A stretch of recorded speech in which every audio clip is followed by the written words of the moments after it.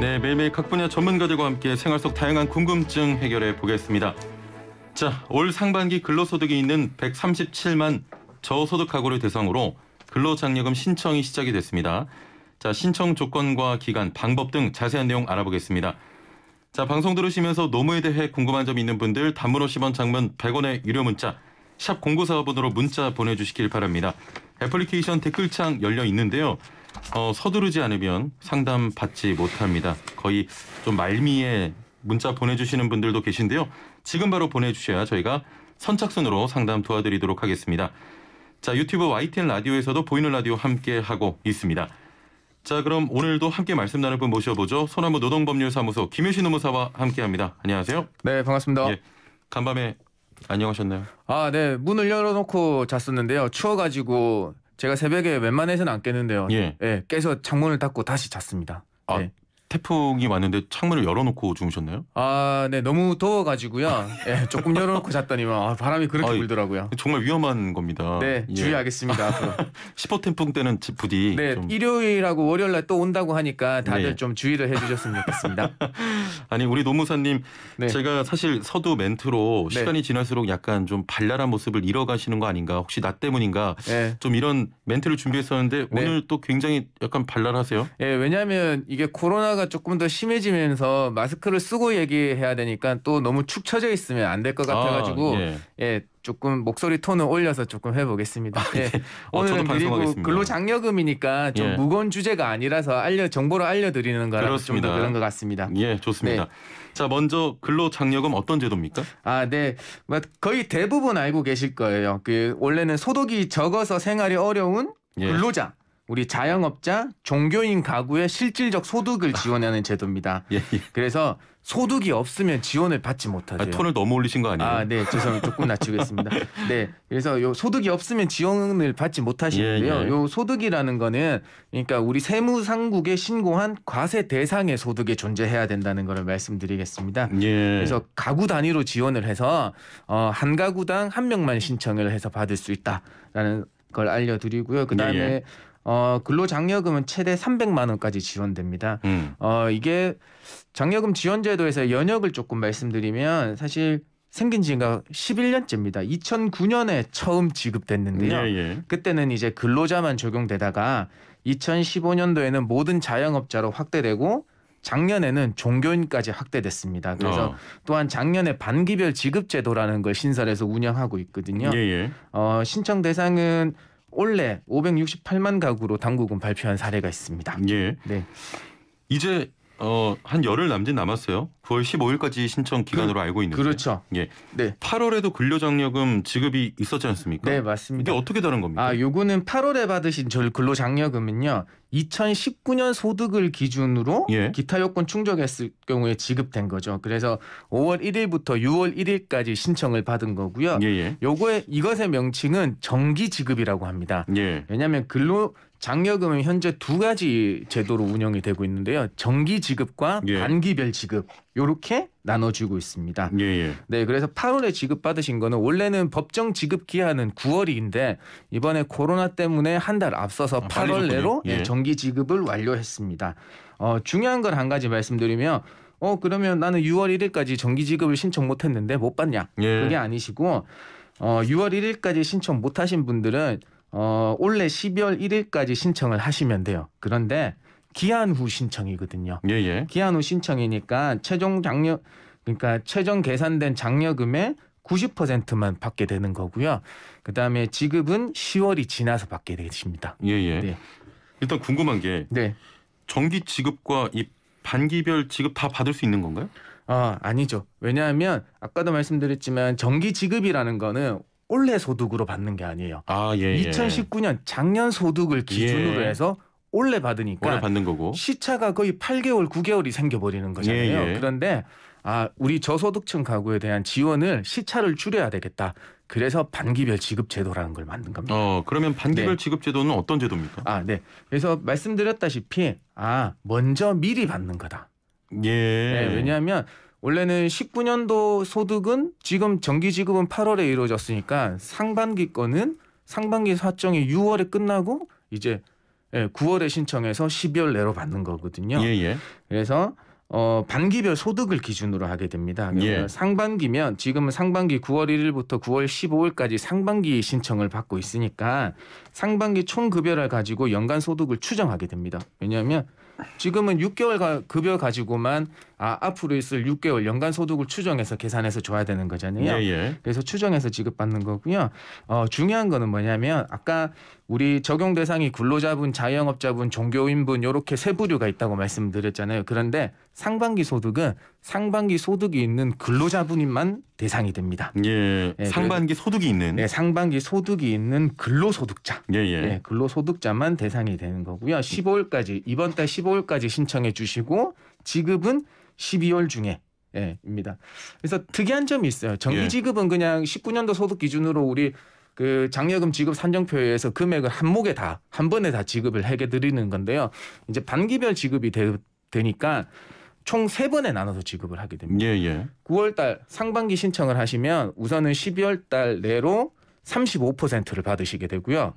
그다음에 내년 이제 올 하반기 걸 가지고 내년에 3월 달에 신청해서 올 하반기 거를 받게 되는데요. 예. 그때 35%. 그다음에 9월에 가서 정산을 해서 나머지를 받으시거나 아니면 더 많이 받으신 걸 있으면 더 거기 우리 뭐 소득세로 부과되거나 그렇거든요. 예, 조금 복잡하긴 한데 네. 일단은 그래도 좋은 제도 같습니다. 지금 그렇죠. 특히. 이제 반기별 지급 제도라는 게 저 예. 멀리까지 안 기다리고 나는 예. 어차피 소득이 거의 추정이 되니까 예, 먼저 예. 지급받겠다는 거니까 그렇죠. 가게에 조금 더 빨리 도움이 될 수 있을 것 같습니다. 예, 예. 네. 4203번님께서는 진짜 두 분 오늘 발랄하신 것 같아요. 남은 시간 두 분 행복하세요 하셨는데 네. 저희 어딘가 떠나는 사람처럼 예, 저희 행복하게 방송하겠습니다. 네, 감사합니다. 애플리케이션으로 YTN 짱님께서는 자활 근로하는 사람도 가능한가요 하셨거든요. 자활근로 하시는 분도 어차피 그 정부에서 어떤 지원금을 주시는 게 아니고 소득에 맞으시면요. 예, 예. 근로소득이 있으시고 그다음에 다른 우리 저소득층에 다른 지원이 없으시다고 하시면 받으실 수 있어요. 예, 예. 알겠습니다. 자, 단문 50원, 장문 100원의 정보 이용료가 있는 샵 0945 우물정 0945번으로 근로장려금뿐만 아니고요. 모든 노무 상담 저희가 잠시 후에 상담 도와드리도록 하겠습니다. 지금 바로 보내주시길 바랄게요. 자, 세무서에서 근로장려금 신청 안내문을 받은 사람만 이게 신청을 할 수 있는 겁니까? 그렇지는 않습니다. 안내문은 이제 지급받을 가능성이 있는 분들에 대해서 예, 예. 빠짐없이 신청해서 혜택을 받으시도록 안내하는 거거든요. 그래서 요거는 이제 오해가 생기는 게 안내문을 받으면 무조건 받는구나라고 예, 예. 생각하시는 수도 있는데 요거는 심사 결과에 따라서 뭐 신청 금액보다 적거나 지급받지 못하실 부분도 있어요. 그다음에 안내문을 못 받았더라도 그냥 스스로 체크를 한번 해보시고 신청해서 지급받은 경우들이 있거든요. 그래서 네. 우리 인터넷상으로 이용하실 때는 홈택스 아니면 우리 앱을 이용하실 때는 그 국세청에 만든 손택스라는 게 있거든요. 예. 거기에 접속하셔가지고 자가 진단 체크가 있으니까 그거 한번 활용해 보시면 되겠습니다. 예, 예. 네. 6691번님께서는 네. 저는 9년 전부터 4대 보험 회사를 다니는데 저소득층만 받는 거라 신청도 안 했습니다. 초봉 월급이 190만 원, 실수령 150만 원이었고요. 지금은 315만 원이고 실수령 270만 원 정도 받습니다. 4인 가구고요. 저 혼자 수입이 있습니다. 신청 가능한가요 하셨거든요. 네. 요거는 이제 헛벌이 가구 근로장려금은 총소득 기준 금액이 3천만 원 이하이셔야 되거든요. 3천만 원 이하요. 예, 그런데 지금 헛벌이고 270만 원이시라니까 2,700에 3천만 원이 넘죠. 총 근로소득이. 예. 지금은 세전으로 하니까 세전은 315만 원이라고 하셨잖아요. 예, 예. 근데 만약에 이제 쭉 풀어주셨는데 올해가 315만 원이고 작년 19년 근로소득이 연간 총 근로소득이 3천만 원 미만이다라고 하시면 그 연말 정산하신 거 근로소득 원천 징수 영수증에 보면 총 급여가 나와 있으니까 그거 한번 살펴보시고 신청 한번 요건 되는지 한번 살펴보시면 되겠어요. 아니 4인 가구인데 혼자만 수입 있다 이런 여부를 따지는 게 아니군요. 네, 그렇죠. 요거는 이제 우리 신청 자격 요건에서 이제 말씀을 드릴 텐데 총소득 요건하고 재산 요건 두 기준을 모두 갖춰야 돼요. 예. 어떤 거냐면 단독 가구면 2천만 원 미만이어야 되고 총소득 금액이 그다음에 예. 호벌이 지금 문자 주신 분처럼 호벌이 가구는 3천만 원 미만. 그다음에 맞벌이 가구는 3,600만 원 미만이어야지 됩니다. 아, 그렇군요. 그다음에 플러스 예. 하나로 재산 요건을 봅니다. 재산 합계액이 2억 원 미만이어야 돼요. 예, 2억 원 미만에서는 중요한 건 예. 뭐냐면 원래는 다른 데서는 부채를 차감하고 재산 요건을 보는데 이 요건에서는 부채는 차감하지 않습니다. 아, 그렇군요. 예, 재산 예. 요건이 재산 합계액이 2억 원 미만이어야 돼요. 예, 예. 뭐 자동차고 우리 뭐 다른 전세 보증금이고 이런 걸 다 합산하거든요. 예. 예, 그렇게 하시고 또 중요한 거는 재산액이 1억 4천 이상이면요. 1억 4천 2억 미만이고 총소득 요건을 갖췄다. 예. 그러면은 장려금을 다 주는 게 아니고 장려금의 50%만 지급하고 아, 또 다 있습니다. 주는 건 아니고. 네, 예. 맞습니다. 1918번님께서 네. 자가주택 2억 원 이상은 안 된다는데 하셨는데 네, 예, 맞습니다. 2억 원 이상은 안 네, 됩니다. 이게 재산 요건을 충족하지 못하셨기 때문이에요. 예, 예. 네. 애플리케이션으로 미양이 바보님께서도 저는 기준이 안 되는 걸로 알고 있어서 한 번도 신청한 적이 없습니다. 네. 소득이나 기준 알려주시면 감사드리겠습니다 했는데 네. 조금 전에 말씀드렸습니다. 네, 기준은요. 맞습니다. 예. 예, 그래서 한 번 더 말씀드리면 예. 그냥 본인이 안 된다고 이제 생각하고 그냥 포기하시는 경우가 있는데요. 저처럼 이거 준비하시면서 홈택스 한번 들어가셔가지고 예, 예. 그냥 무작정 한번 신청에 한번 들어가 보세요. 그러면 왜냐하면 예. 신청해서 뭐뭐뭐 때문에 안 됩니다라고 나오거든요. 예. 예, 그래서 한번 자가 테스트를 한번 해보시는 것도 좋은 것 같습니다. 홈택스 들어가면 요건하고 잘 나와 있죠. 네, 홈택스 하면 요건하고 다 나와 있고 제가 벌써 신청하기에 들어가면 그냥 이렇게 임의로 조금 집어넣으면 예. 진행이 되는지 안 되는지 볼 수 있으니까 그거 예. 한번 해보시면 좋겠어요. 알겠습니다. 장려금을 지급받기 위한 또 가장 중요한 것이 기준 소득 미만인데 네, 네. 총 급여액의 계산은 어떻게 좀 이루어집니까? 맞습니다. 이제 세 가지로 나누는데요. 예. 근로소득은 총급여인데 여기에서는요 비과세 소득, 그다음에 비과세 소득을 제외한 거, 비과세 급여 뭐 식대 10만 원이나 차량 유지비 20만 원, 육아수당 돼 있으면 육아수당 10만 원 이런 거는 제외한 예. 총급여, 근로소득은 총급여를 얘기하는 거고요. 사업소득은 총 수입액 곱하기 업종별 조정률을 곱해줘서 그 사업소득을 산정하게 됩니다. 그다음에 종교인분들 같은 경우에는 총 수익 금액으로 산정하게 되겠습니다. 예예. 네. 그럼 총 소득 계산이 직장에만 다니는 근로자의 경우에는 바로 되지만 네. 맞벌이 경우 한 분은 근로소득이 있고 또 한 분은 사업소득도 있을 경우도 있잖아요. 네, 맞습니다. 예를 들어 좀 설명 부탁드릴게요. 이게 이제 근로소득하고 사업소득이 이제 혼재되어 있는 경우인데 예. 많이들 이제 조금 혼장이 오시는 게 그러면 벌어들인 거는 다 그 합산이 돼서 안 되겠구나 이제 생각을 하실 수 있는데 그냥 아까도 말씀드렸듯이 근로소득은 비과세 제외한 총급여를 얘기하는 거고 사업소득은 총 수익금에서 업종별 조정료를 곱해주게 됩니다. 예. 그래서 업종은 뭐 도매업부터 부동산 임대업이나 개인 가사 서비스업 같은 경우에서 이제 총 6개 정도의 구간을 나눠놨는데요. 20%에서 90%까지 조정률을 두고 있습니다. 그래서 예를 들어 음식점의 예를 한번 들어보죠. 우리 뭐 바깥분이 음식점을 운영하시고 수익이 한 2천만 원이다. 근데 예. 우리 배우자분도 나가서 이제 직장에 다니시니까 맞벌이 하시는 부분이고 근로소득이 19년도에 2천만 원 정도에 나왔다의 계산은 예. 사업소득과 근로소득이 혼재돼 있잖아요. 부부 가구 소득을 그렇죠. 합산해야 예. 되는 거니까. 그래서 음식점업은 또 조정률이 45%입니다. 그래서 예. 2천만 원에 45%한 금액을 근로소득과 더하는 겁니다. 예. 2천만 원 그러니까 우리 배우자분의 우리 사모님의 근로소득 2천만 원 플러스 그러니까 사업소득으로 생긴 총수익 곱하기 45%의 금액. 예. 그러니까 한 3천만 원이 좀 안 될 것 같아요. 그래서 이분이 뭐 맞벌이 가구는 3,600만 원 미만이면 근로장려금이 지급되니까 예. 일단은 재산 요건은 차치하더라도 총 수입 요건은 만족하게 되는 경우가 됩니다. 해당이 되겠군요. 네, 맞습니다. 예. 알겠습니다. 네. 좀 계산이 나와서 좀 복잡하긴 합니다. 네, 그러니까 사업소득하고 이제 근로소득만 있으시는 분들은 예. 작년의 소득을 기준으로 하니까 근로소득 원천 징수 영수증이라는 걸 다들 가지고 계세요. 예. 왜냐하면 연말 정산을 실시하니까요. 그렇습니다. 그거에 맞벌이 하시면 그냥 더해 보시면 되는 거 예. 재산 소득을 파악해 보시면 되는 겁니다. 예. 네.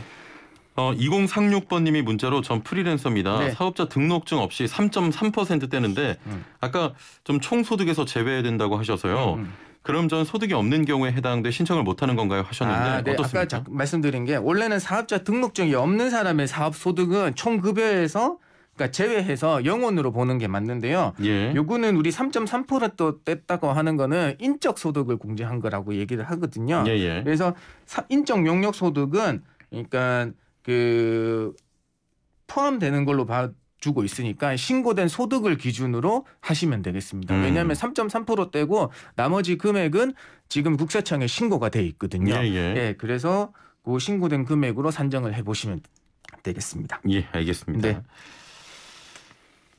장려금 산정할 때 감액 요인이 있다고 들었는데 이게 어떤 네, 겁니까? 아까도 말씀드렸죠. 가구 이제 총 수입 금액의 요건은 이제 뭐 맞벌이 가구에는 3,600만 원 미만, 헛벌이는 3천만 원 미만, 뭐 단독 가구에는 2천만 원 미만 이렇게 되는데요. 요 총 수입 금액을 맞추더라도 가구 재산 요건을 못 맞추면 되는데요. 가구 재산이 2억 원 미만이라고 말씀드렸잖아요. 그런데 1억 4천만 원 이상 2억 원 미만이면 50% 장려금의 50%를 감액하고 지급을 하게 됩니다. 알겠습니다. 네. 그다음에 또 하나 더 하는 게 기한 후 신청이 있었죠. 지금 5월 1일부터 6월 1일까지 신청 못하신 정기 지급에 신청을 못하신 분은 12월 1일까지 하고 할 수 있는데요. 이때는 10% 차감하고 90%만 지급을 하게 됩니다. 네.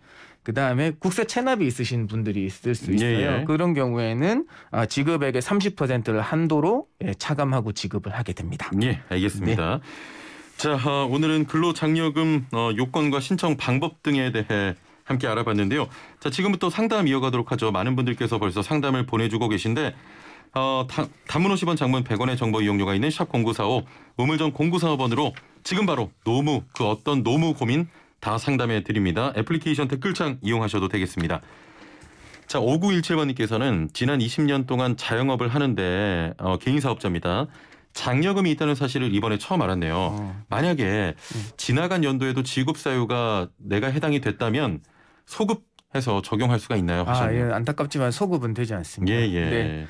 지금 원래는 아까도 말씀드렸지만 19년도 소득을 기준으로 하니까 19년도 소득을 빨리 파악하셔가지고 이번에 뭐 기한이 지났긴 했지만 기한 후 신청을 하셔가지고 19년도에 대한 지원금을 받으시면 되겠습니다. 네. 알겠습니다. 0830번님께서는 어머니께서 아들 사업장에서 근무했는데 해당이 안 된다고 합니다. 맞나요? 하셨거든요.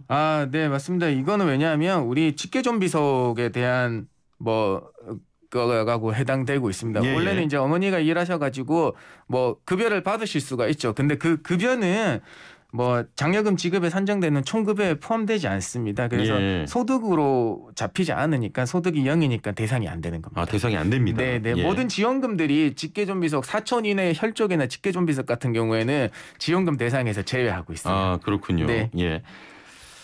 자, 7820번님 5월 초에 신청했는데 왜 저는 안 나오는 거죠? 하셨는데 이게 요건이 좀 해당이 안 돼서 아직 안 나오는 겁니까? 요거는 8월 말에 다 그 지급이 이루어졌는데요. 5월 초에 신청하셨으면 이 분명 없이 정기 지급을 신청을 하신 건데요. 안 받으셨다고 하면 홈택스에 들어가셔가지고 진행 사항을 보시거나 부지급이 사유가 있는지 아니면 다른 구비 서류들 요청한 구비 서류를 못 내서 아직 지급이 보류된 건지 한번 국세청에 전화를 해보시든지 아니면 홈택스에 들어가셔서 한번 진행 사항을 한번 살펴보셔야 될 것 같아요. 네. 자, 일단 8월 말에 다 지급이 됐다고 합니다. 그렇죠. 혹시, 이제 당국에서는 세무당국에서는 8월 말 지급 완료하고 지금 단기별 지급 받는 걸 홍보하고 있는 중이거든요. 네, 한번 알아보시면 되겠습니다. 한번 알아보시길 바랍니다.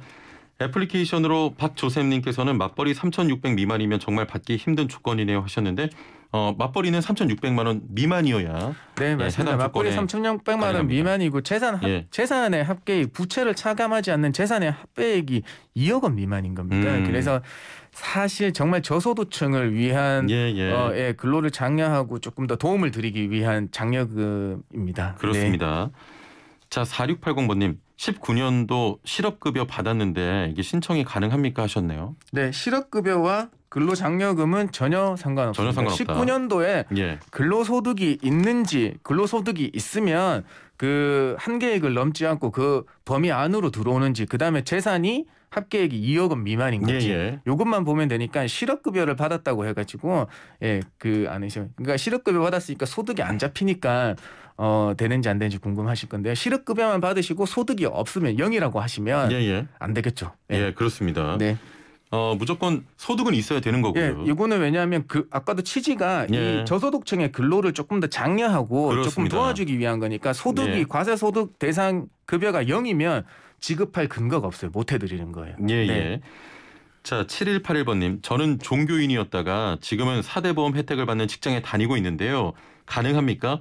2019년 7월에 그만두고 2019년에 취직을 했습니다 하셨네요. 네, 요거는 그 19년도에 종교인 소득까지 다 합산하게 됐으니까 예. 요거를 합산해 가지고 아까 종교인은 총 수익 금액하고 19년도에 취직하셨을 때의 총 급여하고 더해서 호벌이 2천만 원 미만, 그 단독 가면 3천만 원 미만, 맞벌이면 3,600 미만, 예. 그다음에 재산의 그 합계액이 2억 원 미만인 요건을 충족하시면 됩니다. 네, 일단은 뭐 종교인이었다고 해서 못 받는 건 아니고요. 합산됩니다. 19년도부터 종교인도 지원의 대상에 들어갔으니까요. 그렇습니다. 네. 받으실 수 있으니까 한번 네. 확인해 보시면 좋을 것 같습니다. 예. 방위산업체에서 근무하고 있는데 신청되나요? 5788번님의 질문입니다. 아, 네. 방위산업체는 군대의 대체 복무죠. 예. 그래서 원래는 이제 다들 이런 걸 많이 물으시더라고요. 공무원 됩니까? 현역 군인 됩니까? 이런데요. 공무원은 되실 수도 있고요. 근데 현역 군인이 받는 급여는 저도 이번에 알았는데 다 비과세 그 소득이더라고요. 그래서 예. 현역 군인이 받는 급여는 비과세니까 소득이 안 잡혀요. 영원히요. 근데 예. 방위산업체에 근무하시는 분은 군인 신분은 물론 군인을 대체 복무하는 거지만 받는 소득은 비과세 처리되지 않거든요. 예. 그렇기 때문에 가능하겠네요. 그러니까 다른 요건들이 맞으면 예. 가능합니다. 방위산업체에 근무하고 있다고 해서 일단 안 되는 건 아니기 때문에 확인해 보시길 바랍니다. 네, 맞습니다. 소득 요건만 소득 요건하고 재산 요건 충족하면 되실 수도 있습니다. 그렇습니다. 네. 3255번님. 네. 부모님이 시골에서 농사를 짓고 계신데 장려금 신청 가능할까요? 하셨네요. 아, 네. 그 농업을 하고 계신 것 같습니다. 어떤 농업 법인도 아니고요. 근데 우리가 농업에 종사하시는 분들의 비과세 한도는 엄청나게 큽니다. 10억 원까지입니다. 예. 10억 원 이하면 다 비과세로 처리되거든요. 예. 비과세라는 건 과세 안 한다는 말씀이 드리는 거잖아요. 예. 아까도 그러면은 장려금의 첫째 요건은 뭐냐? 과세 대상 소득이 있어야 된다는 그렇습니다. 겁니다. 예. 그래서 10억을 넘기기가 상당히 어렵죠. 농업을 하셔가지고요. 물론 넘기시는 분들도 있지만요. 그래서 소득으로 잡히지 않기 때문에 대상이 안 되십니다. 농사를 짓는 분들 10억 원이 미만인 분들은 대상이 되지 않습니다. 네, 비과세 10억까지는 비과세니까 소득으로 잡히지 않으니까 그렇습니다. 예. 네. 지난해 회사 퇴사해서 코로나 때문에 현재까지 직장을 못 구해 소득이 없습니다. 지금 장려금 신청 가능할까요? 하셨네요. 지난해 퇴사하셨으니까요. 지금 장려금 지급해드리는 거 한 번 더 말씀드리지만 원래 소득으로 지급해드리는 건 아닙니다. 정기 지급을 말씀드리는 겁니다. 정기 지급은 작년 19년도의 소득을 기준으로 해서 올해 8월에 지급을 하는 거거든요. 예. 그렇기 때문에 이분은 19년도에 퇴사하시다가 그만뒀으니까 19년도 소득이 있으시잖아요. 그 요건에 맞춰주시면 요건들을 파악해 보시면 우선은 지급 대상이 소득만 봐서는 근로소득이 발생했기 때문에 지급 대상이 된다. 이렇게 말씀드릴 수 있습니다. 알겠습니다. 네. 자, 오늘도 참 바쁘게 이렇게 상담 진행해 봤네요. 오늘 말씀 감사합니다. 네, 고맙습니다. 네, 소나무 노동법률사무소 김효신 노무사와 함께했습니다.